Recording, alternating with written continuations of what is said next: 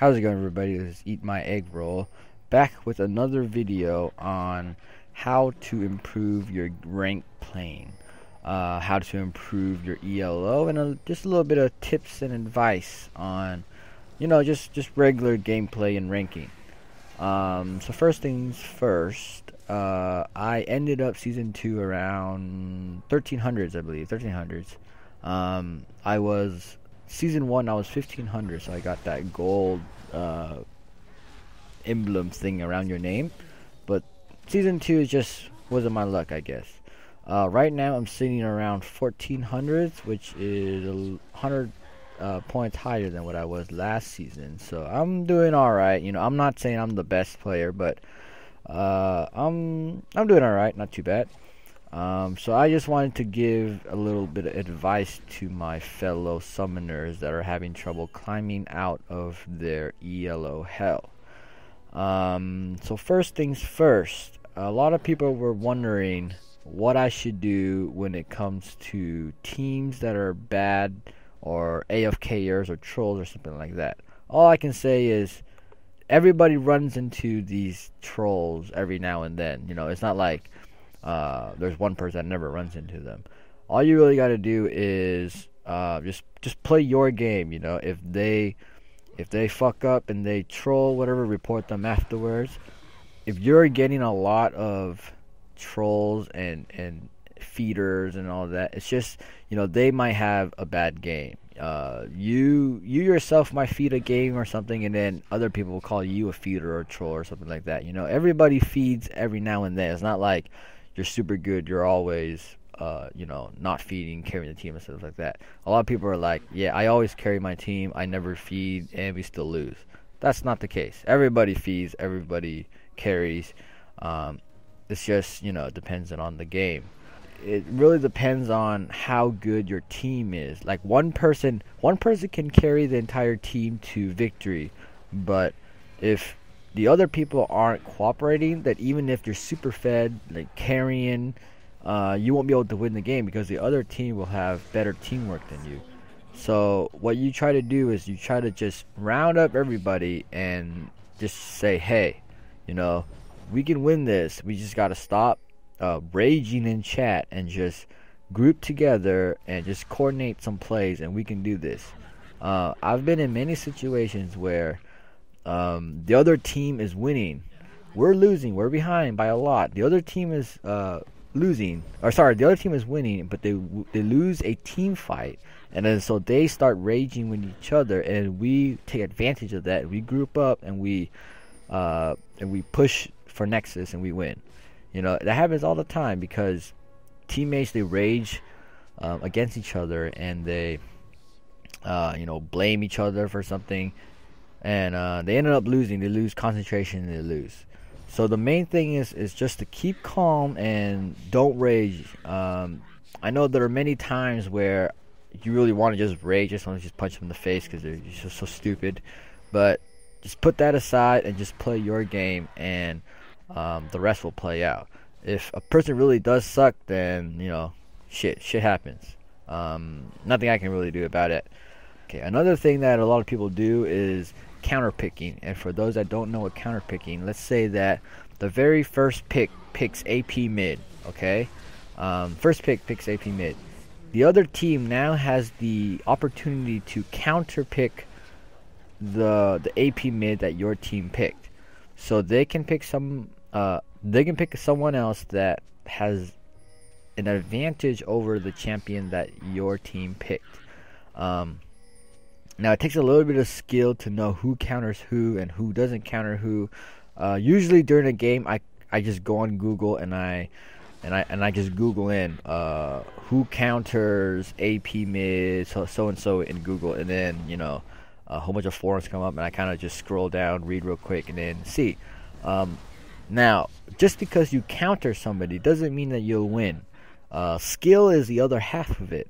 Okay, so even though if you're an absolute counter pick to the person that you're playing against, the other person can still shit on you because you suck. See, skill is the other half of it. So you want to be able to know how to play that champion somewhat rather than just basing your pick on counter picking, because then you'll just get rolled over. Another advice that I can give is play champions that you have some experience with. Don't be picking champions that you never played before, you never experiment with before. For me, I have a selection of champions that I know how to play. I know who counters who. I know if I can counter them. I know what items I can build. Now there are champions that I bought that I never even played before. I just have it just as, backup, just in case I decide to play in normals and decide to learn a champion or something like that. So always have a selection of champions that you know how to play very well, and that will greatly increase your gameplay. Also know what role each champion does. I hate when I join a game and we're picking our champions and somebody calls some random ass role that obviously they cannot play. Now I know that there's the whole, oh, you're following the meta crap, but hey, if we need a certain role and you are deciding to troll, then that's just unacceptable. I hate when that happens, but there's really nothing you can do about it. Sometimes the weird team wins, even though the other team might look OP. Even if your team looks kind of strange, you can still pull off the win. It's not a total loss. So just play it out and see what happens. Another thing is, a lot of champions are weak early game. For example, my Kog'Maw, I play a lot of Kog'Maw and I know this. Kog'Maw's early game is just shit. Like, he's super squishy, his damage isn't that good. He has good range, but other than that, he has no escape, no gap closer, none of that. But late game though, if you get somewhat farmed, then you can just single-handedly just carry the game to victory. Now a lot of people, what they do is their team is losing and they just surrendered, like they just give up. They don't even push it out to mid game. I hate when people they don't know their late game capabilities, okay? And just because it's early game, like 20 minutes, 25, maybe even 30 minutes into the game and you're losing, doesn't mean you're gonna win. Because once you hit that late game mark, then everybody gets farmed. And you can pull out a victory. I've done so many times that we just get shit on so hard early game that we surrender, but never give up early game, mid game, because late game you never know who is better. Maybe you have the better late game matchup. So yeah, never give up. Just keep on pushing through, and maybe you can win. It's not like if you're losing already, you're gonna lose anyways. So might as well push out to late game and see if your game is better. Your late game is better. One more thing that I can give an advice on is Q dodging. Now a lot of people don't like this. They're probably gonna flame me for this and all that bullshit. But Q dodging, this is what it is. So recently Riot put a patch in where if you were to leave a ranked game, you would not lose any points. You just have to sit in a 30-minute queue, I believe. I think it's 30 minutes. Now I use this to my advantage for a little bit. If I were to be picking and my team is just either trolling or I don't like my team matchup against theirs or anything, I just leave the game. It might not be sportsmanlike, but hey, you gotta do what you gotta do. I look at my team, and if I say, hey, this team has a lot of CC, they have a lot of high damage, a lot of late game carries or anything like that, then I just leave, or I just kind of troll pick. I troll pick, and then hopefully one of my teammates leaves, so then I don't have to sit in queue or anything like that. It's not really the very sportsmanlike, but hey, you gotta do what you gotta do. Another thing is calling roles during champion pick. When you're picking champions, a lot of people like to call either AP mid, top, jungle, whatever. Not a lot of people like to support. Some do. Calling roles is fine. It's just if if you don't get your role, don't just troll pick and say, yeah, AP mid or troll or some crap like that. You know, just play what your team plays. Just play, you know, whoever incorporates with your team the best.